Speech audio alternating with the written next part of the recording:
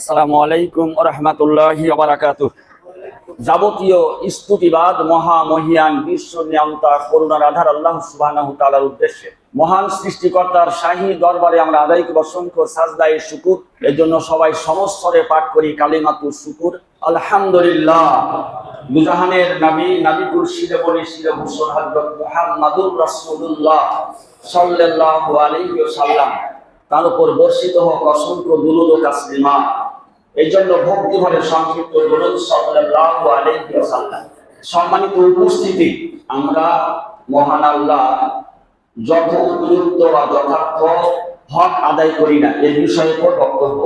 আল্লাহ রাব্বুল আলামিন নিজেও বলছেন সূরা হজের ৭৪ নম্বর আয়াত, ওমা কাদারুল্লাহ হাক্কা কাদরি।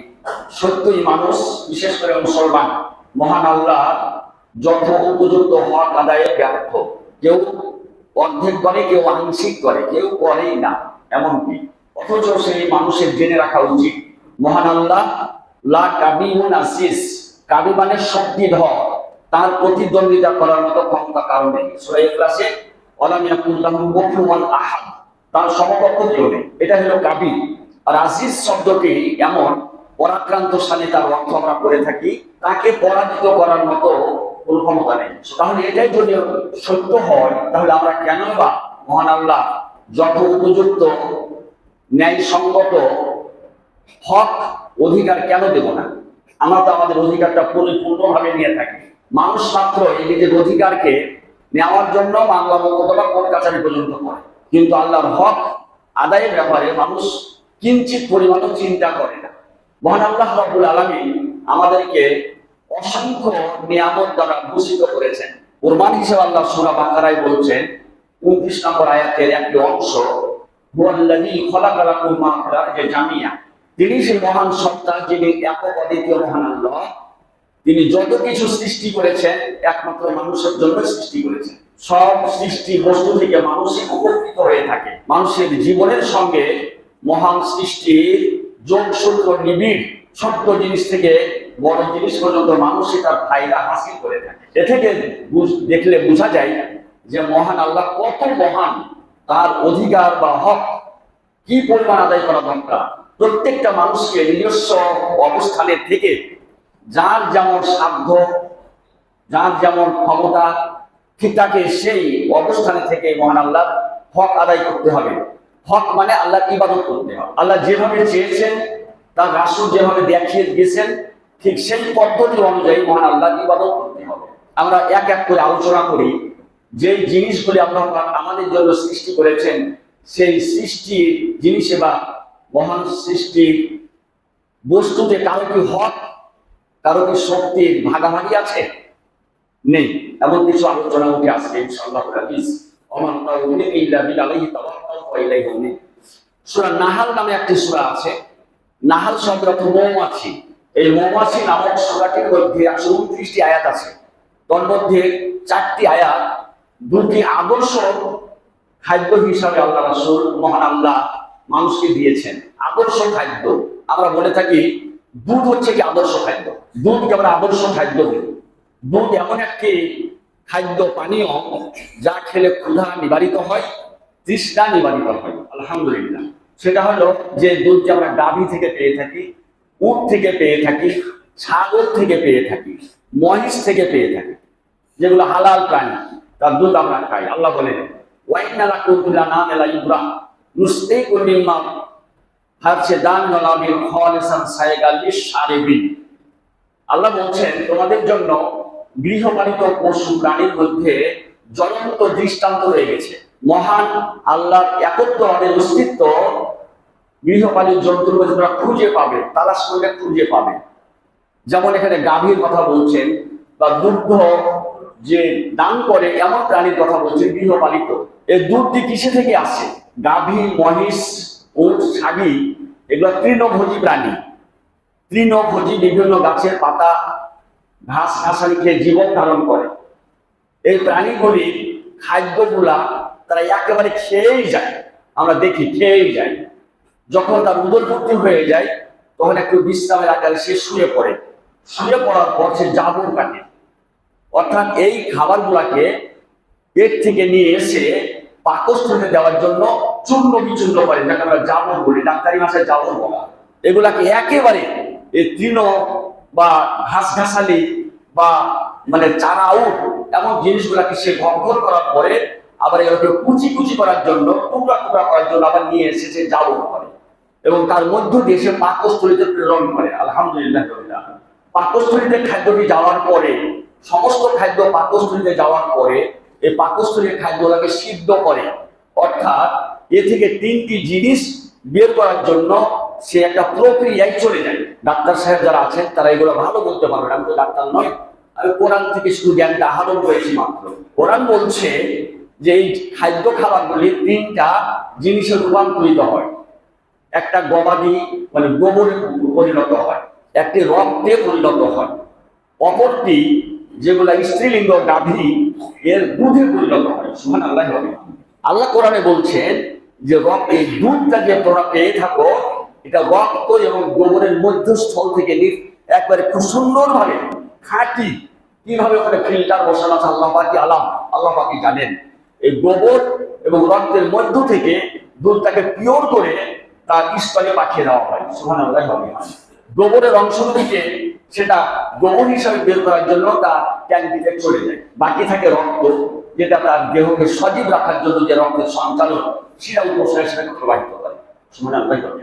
এই দুধ এভাবে আল্লাহ সৃষ্টি করেছেন। এমন সৃষ্টি কোন স্রষ্টা যারা দাবি করে মনে করে যে আল্লাহর আদর্শ আছে, ওদের কোনো অধিকার নেই। একচেটিয়া অধিকারের মালিক মহান আল্লাহ, তিনি এই কাজটি করতে পারেন। এই কাজ করার মতো শক্তি পৃথিবীতে কারোই নেই।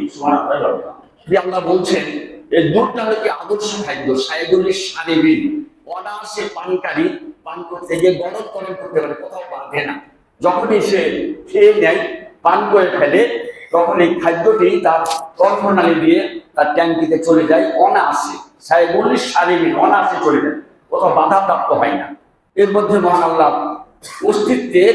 অস্তিত্বের বিদ্যমান, মহান আল্লাহর অস্তিত্বের মধ্যে লুকায়িত আছে। এটা একমাত্র আল্লাহ পক্ষে সম্ভব। আর এটা হলে এমন একটা খাদ্য, পানীয় বটে, কিন্তু এর মধ্যে খাদ্য উপাদান রয়ে গেছে, এর মধ্যে খাদ্য উপাদান রয়েছে, এই জন্য কোথাও নিবৃত করে এমন খাদ্য। এটি হচ্ছে কি সূরা নাহলের আয়াত। আরো একটি আয়াত আছে মধু সম্পর্কে। আল্লাহ রাব্বুকা ইলা নাহলি আনিত্তাকিদি মিনাল জিবালি বুয়ুতান ওয়া মিনাশ শাজরি ওয়া মিম্মা ইয়াবসুন। আল্লাহ রাব্বুল আলামিন মৌমাছিকে আদেশ করেছেন, মৌমাছি তোমার থেকে মানুষের জন্য সুপ্রিয় মধু বের করতে হবে, এই জন্য তাকে চাক বসাতে হবে। এই চাক কোথায় বসাতে হবে, কিভাবে তৈরি করতে হবে, তার কিছু ইঙ্গিত ইশারা আল্লাহ পাক এই আয়াতের মধ্যে বলে দিয়েছেন। কি বলেছেন? যে তুমি বিল্ডিং এর নিচে তুমি চাক বসাবে, পাহাড়ের গুহায় গর্তে চাক বসাবে, ডালের নিচে, গাছের বৃক্ষের নিচে তুমি চাক বসাবে, যেটা আমরা বাস্তবে দেখতে পাই। চাক বসানো হয়, চাকটাকে বসানোর পরে তাতে মোম দেওয়া হয়। মোমটা কোথায় পাওয়া যায়? দেখা যায় এই মোমটা যে আখ হয়, যে এলাকাতে আখ হয়, সে আখের গায়ে পাতার উপর কিছু সাদা পদার্থ দেখা যায়। এই সাদা পদার্থটি মৌমাছির চাকে বসে মোম সৃষ্টি হয়। সুবহানাল্লাহি ওয়া বিহামদিহি। ইয়াখরুজু মিন বুতুনিহা শারাবুন মুখতালিফুন আলওয়ানুহু। আল্লাহ এই মৌমাছিকে বলেছেন তুমি ফুল থেকে, বিভিন্ন ফুল থেকে মধু আহরণ করো, আর এটার জন্য এই মাথার উপরে যে শূন্য, এই শূন্য তোলার জন্য রাস্তা বা পথ করে দেওয়া হয়েছে। অনায়াসে তুমি নির্দ্বিধায় বাধাহীন অবস্থায় যে কোনো জায়গাতে উড়ে যেতে পারবে। রানী মৌমাছি আছে, এই রানী মৌমাছি থেকেই সমস্ত সে ট্যাকেল দেওয়ার চেষ্টা করে।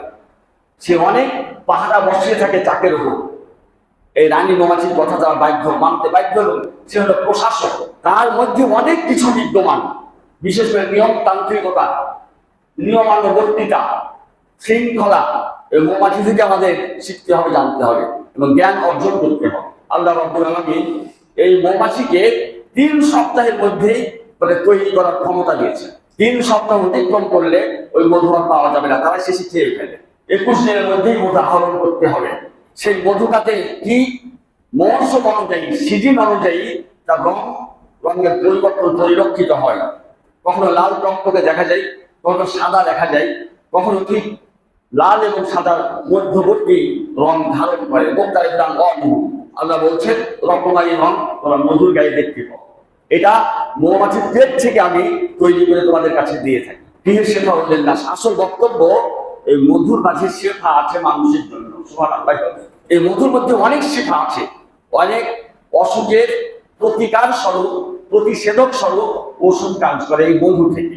তো এমন একটা জিনিস একটা ছোট্ট মৌমাছি থেকে পাওয়া যায়, যেটা কোনো কেউ সৃষ্টি করতে পারে না, তৈরি করতে পারে না। যদি আমার দেশে করে চিনি থেকে মধু পায়, আপনারা বুঝেন, দেখেন, জানেন।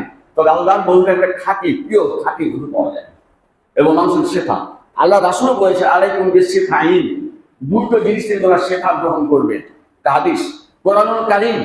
আমি বক্তব্য দিয়েছিলাম সূরা নাস, ফালাক, সূরাতুল ফাতিহা, আয়াতুল কুরসি, ইখলাস, এগুলা কিন্তু ওষুধ হিসাবে কাজ করে। সেদিকের বক্তব্য এসেছিল। আজকে মধুতেও অনেক উপশম হয়, ওষুধের কাজ করে। এর একমাত্র একচ্ছত্র মালিকার মহান আল্লাহ, এখানে কারো নেই। এই দুটো জিনিস আমরা সূরা নাহল থেকে কোট করলাম, একটু দেখবেন তাহলে বুঝবেন। এবার অন্য প্রসঙ্গে যাই। মহান আল্লাহ যে তার যে অধিকার আমাদের প্রতি, ইবাদত পাওয়ার যে অধিকার, এটা আল্লাহ পাক কোরআন মাজিদে এত সুন্দরভাবে কোট করেছেন, এমন সুন্দরভাবে তিনি আলোচনা করেছেন। ওখানে শিক্ষা নিয়ে কিন্তু আমাদের অনেক শিক্ষা এসে যায়। যেমন আল্লাহ রাসূল, আল্লাহ বলছেন আম্মা ইয়াহদিকুমুল্লাহু মিন ফি জুলমাতিল বাররি ওয়াল বাহর ওয়া মা ইউরসিলু রিয়াহা বুশরান বাইনা ইয়াদাই রাহমাতিহি তাআলা আল্লাহু আম্মা ইউশরিকুন। এটি হচ্ছে সূরা নামালের ৬২ নম্বর আয়াত। সূরা নামাল, নামাল মানে হলো পিপীলিকা। এই পিপীলিকা নামক একটি সূরা, সেই সূরার মধ্যে এই আয়াতটা আল্লাহ পাক দিয়েছেন। কি বলছেন আল্লাহ? তোমাকে একটু ভেবে দেখেছো? যদিও এখন দিগদর্শন যন্ত্র সৃষ্টি হয়েছে, 50 বছর আগে দিগদর্শন যন্ত্র সৃষ্টি হয়নি। আল্লাহ 1400-1450 বছর আগে কিন্তু এটা কোরআনে দিয়েছেন। আল্লাহ রাব্বুল আলামিন বলছেন আকাশে যে রাত্রি যখন হয়ে যায়, সূর্য যখন অস্তমিত হয়ে যায়, তখন অসংখ্য তারকারাজি দেখতে পাও। এই তারকারাজির পিছনে 3টি জিনিস আল্লাহর পক্ষ থেকে নিবেদিত। এই তারকাকে সৃষ্টি করা হয়েছে 3টা কাজের জন্য। যদি কোনো মানুষ এই তারকা থেকে চতুর্থ জিনিস সংগ্রহ করতে চায়, সে নির্বিঘ্নে সাহির, জাদুকর এবং গণক ঠাকুর বা জ্যোতির্বিদ। সুবহানাল্লাহ। তারকা থেকে 3টি জিনিস নেওয়ার কথা বলা আছে। প্রথম নম্বরে আল্লাহ পাক বিভিন্ন সূরাতে বলেছেন যে তারকা দিয়ে আকাশের শোভা বর্ধন করে রাতের অন্ধকারে। সুবহানাল্লাহ। 2 নম্বরে মহান আল্লাহ রাব্বুল আলামিন তার সপ্তম আকাশের বাজেট বা বরাদ্দ পাস করেন। যেমন আমাদের দেশে অর্থ বছরের বাজেট পাস হয় জুন মাসে, মহান আল্লাহ মাঝে মধ্যে তার বাজেট পেশ করেন। আর তার বাজেটটাকে নেওয়ার জন্য শয়তান পরস্পরের উপর হাত দিয়ে, কাঁধের পর কাঁধ দিয়ে চলে যাবে প্রথম আকাশ পর্যন্ত। এইভাবে তার সপ্তম আকাশ পর্যন্ত চলে যায়। আল্লাহ জানেন যে তার কথাটা শোনার জন্য শয়তান আই পাচ্ছে। একে মোস্তানুসাম বলা হয়, যাকে আড়ি পাতা বলি আমরা বাংলাতে, আড়ি পাতা, কান লাগিয়ে কথা শোনা অগোচরে, এমনটা করে শয়তান। আল্লাহ পাক তখন কখনো কখনো তাকে উল্কা পিণ্ড দিয়ে আঘাত করে। সুবহানাল্লাহ। সে উল্কা পিণ্ডটাকে আমরা বলি যে তারকা ছুটছে আকাশে, অন্য লেগে তারকা ছুটছে, তারকা ছোটা নয়, ওটাকে আল্লাহ তারকা এবং উল্কা পিণ্ড, সেটা দিয়ে শয়তানকে আঘাত করা হয়। ওই প্রসঙ্গ কিন্তু খুব লম্বা, ওই নামে যাচ্ছি না। আসল কথা যেটা বলতে যাচ্ছি, যে আল্লাহ রাব্বুল আলামিন আকাশে তারকা সৃষ্টি করেছেন 3 নম্বর কাজের জন্য। সেটা হলো কি, নাবিকেরা তারকা দেখে দিক ঠিক করে তাদের সেই যেদিকে যাওয়ার গন্তব্য, ঠিক তারকা তারা সে রাত্রে ঠিক করবে। আমার বাপকে দেখেছি, আমার বাবাকে দেখেছি, চাচাকে দেখেছি, আমার ভাইরাকে দেখেছি, এরা আগে ধান নিতে যেত ভোর রাত্রে, তখন তারকা দেখে বুঝতো যে রাত্রি এখন কত। তারকা দেখে বুঝতো তার রাত্রি কত, কোন দিকে আমাকে যেতে হবে, গন্তব্য কোথায়, তারা তারকার মাধ্যমে নির্ধারণ করতো। আমরা কোথায় বলছেন রাতের অন্ধকারে দিক ঠিক করার জন্য, গন্তব্যে পৌঁছার জন্য তারকার বিকল্প ছিল না। এটি আল্লাহ রাব্বুল আলামিন মহাকুদরত আল্লাহ পাক সৃষ্টি করেছেন। আর যে আয়াতটি আমি পড়েছি সেটা হলো সূরা নামালে, এটা হলো সূরা আনামের আয়াত, 97 নম্বর আয়াত। সূরা নামালে আল্লাহ বলছেন যে আল্লাহ রাব্বুল আলামিন বলতে চাইছেন যে আকাশের যে তারকা, এই তারকাতে তোমাকে পথ দেখায়, তুই জুলমাতের বাররি ওয়াল বাহর, অমানিসা অন্ধকার, তিমিরাচ্ছন্ন অন্ধকার হলেও ওই তারকা দিকে তাকে তোমরা দেখতে করতে পারবে। 2 নম্বর রিয়াহা বুশরান বাইনা ইয়াদাই, যখন আল্লাহ রাব্বুল আলামিন কোন অঞ্চলে বৃষ্টিপাত দিতে চান, বৃষ্টি বর্ষণ করতে চান, বাড়ি বর্ষণ করতে চান, তার পূর্বাভাসে আল্লাহ পাক ঠান্ডা বাতাস প্রবাহিত করেন। সুবহানাল্লাহি ওয়া বিহামদিহি। এটা মানুষের জন্য শুভ সংবাদ। এটা কোনো মানুষের তৈরি করা বস্তু নয় যে মেঘ হবে কিছুক্ষণ পরে তার আগে দেখবেন যে মানুষের শরীরকে সিদ্ধ করার জন্য, দেহমনকে ঠান্ডা করার জন্য আল্লাহ পাক একটা বাতাস প্রবাহিত করার সুযোগ করে দেন। সুবহানাল্লাহি ওয়া বিহামদিহি। দিয়ে আল্লাহ পাক বলছেন ইলাহুন আল্লাহ, এই কাজগুলো তো আল্লাহ পাকই করেন, এর সঙ্গে কি দ্বিতীয় কোনো শক্তি আছে? জিজ্ঞাসা হলো, খুঁজে পাওয়া যাবে না। দ্বিতীয় শক্তির কাছাকাছি যেতে পারবে না। তা আল্লাহ মাইশাকুন, তাহলে কেমনে করবে আল্লাহর সঙ্গে শরীক করো? এখানে শরীক কিভাবে হয়? কিছু মানুষ আছে তারা বলবে আজকে তো রবির শানি, আজকে হলো 12 তারিখ, ঠিক এই আগামী 15 তারিখের মধ্যে পক্ষ দুটা আছে, শুক্ল পক্ষ, এইসব পক্ষটা নির্ধারণ করে তারা বলবে যে আকাশে মেঘ হয়েছে, বৃষ্টি হতে পারে। সুবহানাল্লাহ, বৃষ্টি হবে এই কথা তারা বলে ওই সব শুক্ল পক্ষকে কেন্দ্র করে। তারপর হলো কি আইয়ামে বীজকে কেন্দ্র করে নাউজুবিল্লাহ, এগুলো হচ্ছে কখন বৃষ্টি হবে বলা সম্ভব না। লোকমান নামে একটি সূরা আছে, সেখানে বলা আছে বৃষ্টির পূর্বাভাস দিতে পারে মানুষ, বৃষ্টি বর্ষণের কথা স্থায়ী হয়ে বলতে পারে না। সুবহানাল্লাহি ওয়া বিহামদিহি। আল্লাহ পাক বলছেন যে আল্লাহর সঙ্গে কোনো শরীক নেই, যা তোমরা শরীক করে থাকো। যেমন বর্বর যুগে তারা বলতো যদি আকাশে যদি সূর্য গ্রহণ লাগতো অথবা চন্দ্রগ্রহণ লাগতো, তারা দেখে বলতো হয় আজকে কোনো মানে খুব মনীষীর জন্ম হয়েছে অথবা কোনো বিজ্ঞ ব্যক্তির মৃত্যু হয়েছে। নাউজুবিল্লাহ। এভাবে মানুষ শরীক করে থাকে, এটা সম্ভব নয়। আল্লাহর কুদরতের সাক্ষী সামনে আসছে। আল্লাহ বলেন ওয়ামাই ইসতুল ওয়ামাই আম্মাই ইউজিবুল মুস্তাকরা ইজা দাহু ওয়া ইয়াকশাফু সুয়া। এই আয়াত আল্লাহ বলছেন এমন কি কোনো শক্তি আছে যখন লঞ্চ ডুবুরি হয়, যখন আকাশে উড়োজাহাজ বিধ্বস্ত হয়, হেলিকপ্টার বিধ্বস্ত হয়, যখন অ্যাক্সিডেন্ট হয়, যখন কোনো জায়গাতে আগুন যখন জ্বলে উঠে ভস্মীভূত করে, তখন মানুষ ডাকে কাকে? হিন্দু হলেও সে ভগবানকে ডাকে না, খ্রিস্টান হলে সে গডকে ডাকে না। এইভাবে বহু জাতি তারা আল্লাহকে ডাকা তার বিভিন্ন শব্দ তৈরি করেছে। এই বিপদ সংকুল অবস্থায় বিপদগ্রস্ত মানুষটি ডাকে বলে তাকে আল্লাহ বাঁচাও। এর নজির কোরআন মাঝে বহু জায়গাতে আছে। এখানে আল্লাহ বলছেন এই যে বিপদ সংকুল অবস্থায় পৌঁছা ব্যক্তি, বিপদে আক্রান্ত হওয়া ব্যক্তি যখন আল্লাহকে ডাক দেয়, তখন আল্লাহকে ঘুরে তাকায় কোন ধর্মের কোন জাতির। সুবহানাল্লাহি ওয়া বিহামদিহি। এই গড বলে না, ভগবান বলে না, ঈশ্বর বলে না, বলছে আল্লাহ বাঁচাও। যখন আল্লাহ বাঁচিয়ে দেন, যেমন লঞ্চ ডুবুরি সম্পর্কে, নৌকা সম্পর্কে বলা হয়েছে, আল্লাহ একটু তার কথা শুনলেন, তার মানে গতিটাকে, ঝড়ের গতিকে, তুফানের গতিকে, বাতাসের গতিকে স্থগিত করে দিলেন, নৌকাটা ধরে আস্তে আস্তে কিনারাতে ভিড়ল। কিনারাতে নামার পরে মাটি খুব পাকা ছিল, তাই বেঁচে গেলাম। এভাবে তার শরীর করে কাজ মহান আল্লাহ শরীর করে। ওই 100 বছর বিপদমুক্ত মানুষকে কে করে? মহান আল্লাহ করে, সে যে জাতিরই হোক, যে ধর্মেরই হোক। আল্লাহ বলছেন ইলাহুন আল্লাহ, এই যে আত্মনাদের ডাকে সাড়া দিলেন মহান আল্লাহ, তার বিপদমুক্ত করলেন। এসব জায়গা থেকে দ্বিতীয় কোনো ইলা আছে? দ্বিতীয় কোনো ইলা নাই, দ্বিতীয় কোনো শক্তি নেই। কালিলাম মাতা সাক্কালুন, তোমাদের মধ্যে অল্প সংখ্যক মানুষ এই নসিহতটা কবুল করে, এটা আল্লাহ করলেন। তার বিবেকটা অন্যদিকে, তার সেন্টিমেন্টাল অন্যদিকে গ্রো করে। তখন মাঝি পাকা ছিল, ড্রাইভার খুব ভালো ছিল, খুব দক্ষ ড্রাইভার, তাই আজকের অ্যাক্সিডেন্ট বেঁচে গেল, ইত্যাদি ইত্যাদি কথা আমরা বলে থাকি। এই কথাগুলোতে আল্লাহ চ্যালেঞ্জ করে বলছেন যে কাজ করে মহান আল্লাহ, সে আল্লাহর আসলে তোমরা কাকে বসাতে চাচ্ছ? এরকম কোনো ইলাহ নেই। শুধু এখানেই নয়, খুব সুন্দর একটা কথা আসছে এবার 61 নম্বর আয়াত সূরা নামাল। আল্লাহ বলছেন তোমরা কি একটু ভেবে দেখেছো এমন কোন শক্তি আছে যে পৃথিবীকে বাসের উপযোগী করে সৃষ্টি করেছে?